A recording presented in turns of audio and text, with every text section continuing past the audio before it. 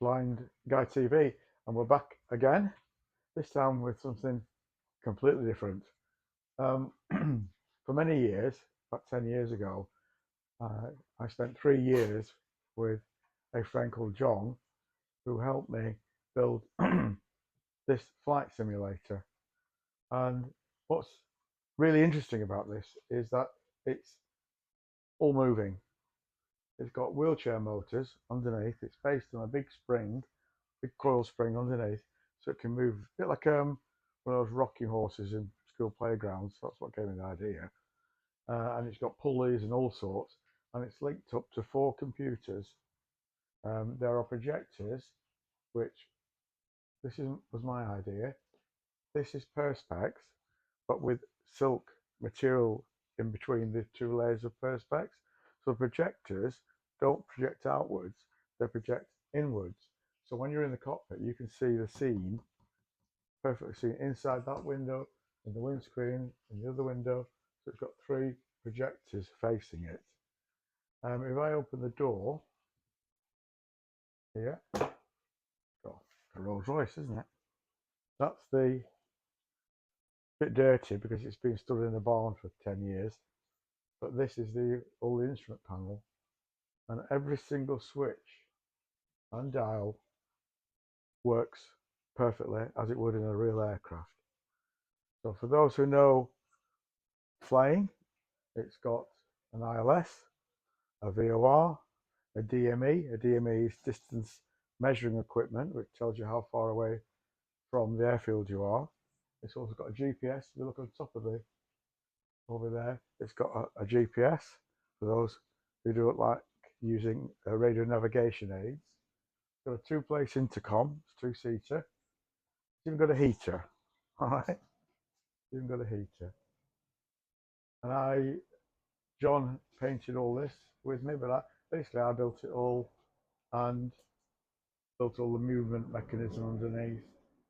And we're right under the Gatwick flight path, so you will hear aircraft flying over. This is all beautifully trimmed. And I think, oh yes, in here we have the notes on how to start the aircraft up. It's based on a twin-engined Beechcraft Baron, sort of, and no pull strap. And if you look down here, these engine nacelles are actually got speakers in them, so that when you're flying, you've got surround sound from the speakers up here. That's a light, I think. Yeah, it's a light. And you have speakers out here. And you also got a subwoofer in there as well. So it sounds like the real thing, looks like the real thing, and you can fly it exactly like the real thing. In fact, I've had a flying instructor flying a procedural approach into Innsbruck, where you have to step down through the mountain valley, sort of 20 minutes at 6,000 feet heading that way, and then turn right heading such a thing, step down to 4,000 feet, and then use the ILS to bring you into Innsbruck. And it's absolutely fascinating because you've got real world weather. So if the weather in Innsbruck is snowing and the ceiling is maybe 800 feet, then in the simulator it's snowing and it's 800-foot ceiling. And it led to a few scary moments, I must say, when suddenly the clouds parted and we were nearer the trees on the mountainside than we thought. Because if you crash this, it will throw you around. It's all moving.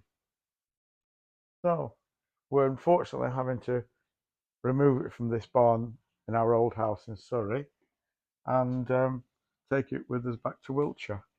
So when it's all back and running in Wiltshire, we'll meet again. So for now, goodbye.